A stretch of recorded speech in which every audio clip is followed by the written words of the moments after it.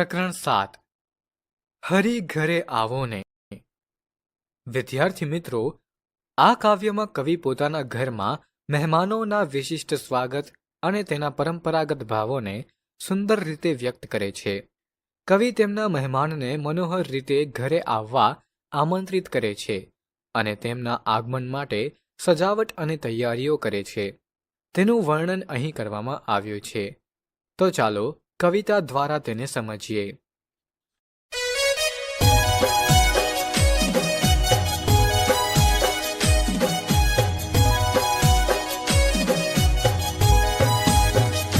હે શેરી વડાવી સજ કરો ઘરે આવો ને.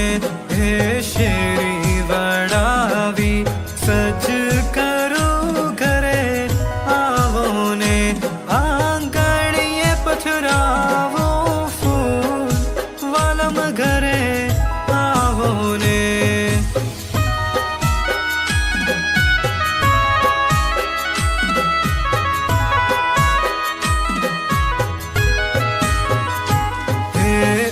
તારા દેશું ઓરડા રે ઘરે આવો ને.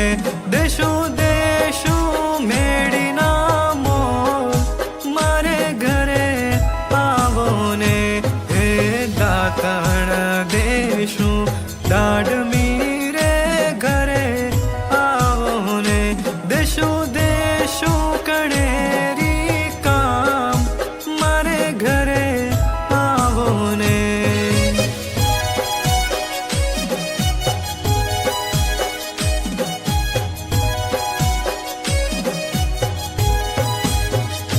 હે નાવણ દેશું ઊંડિયું રે ઘરે આવો ને.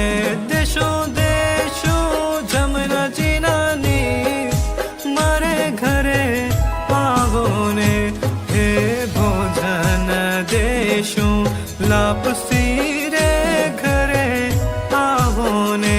દેશું દેશું સાકરીઓ કંસાર મારે ઘરે આવો ને.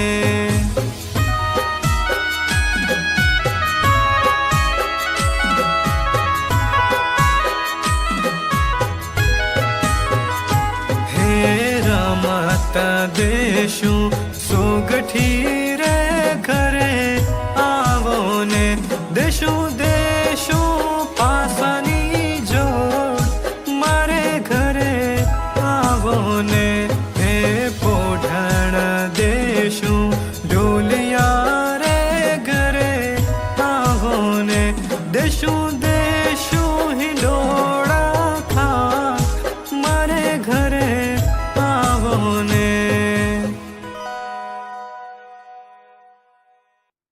સારાંશ. આ કાવ્યમાં કવિ તેમના પ્રિયજનને તેમના ઘરમાં આમંત્રિત કરે છે અને તેમના આગમન માટે હૃદયપૂર્વક તૈયારીઓ કરે છે.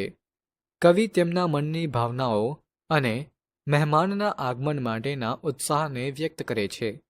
કવિ ઘર અને આસપાસના વિસ્તારોને શણગારીને મહેમાન માટે ઉત્સાહભેર તૈયારી કરે છે. કવિ શેરીને શણગારીને આંગણામાં ફૂલો પથરાવીને તેમના પ્રિયજનને આવકારવા તૈયાર છે.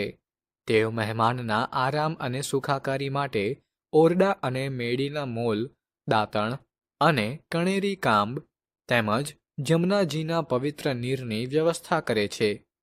ભોજન માટે કવિ લાપસી અને સાકરીઓ કંસાર જેવી મીઠી વાનગીઓ તૈયાર કરે છે. અંતે પોઢણ માટે ઢોલિયા અને હિંડોળા ખાટની સુવિધા કરે છે. કવિતા આપણી ગુજરાતી પરંપરાઓ અને જીવનશૈલીની સમૃદ્ધિ વ્યક્ત કરે છે.